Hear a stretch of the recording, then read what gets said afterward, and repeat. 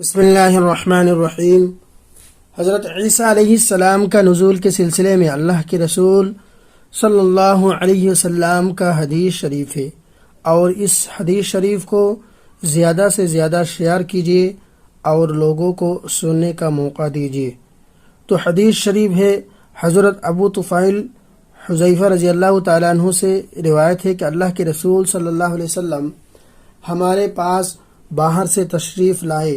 اس وقت ہم قیامت کے متعلق گفتگو میں مشغول تھے۔ آپ صلی اللہ علیہ وسلم نے فرمایا، کیا گفتگو کر رہے ہو؟ ہم نے عرض کیا، قیامت کے متعلق باتیں کر رہے ہیں۔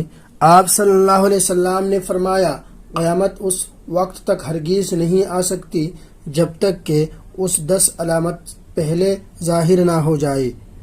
پہلا علامت ہے دجال کا خروج ہونا، دوسرا ہے دابۃ الارض، مغرب کی جانب سے آفتاب کا طلوع ہونا، عیسیٰ بن مریم علیہ السلام کا اتارنا، یاجوج ماجوج کا ظہور ہونا، 3 خسف، ایک مشرق میں ایک مغرب میں، اور تیسرا جزیرہ عرب میں، اور سب سے آخر میں وہ آگ جو یمن سے ظاہر ہوگی اور سب کو دھیکا دے کر محشر تک لے جائیں گے۔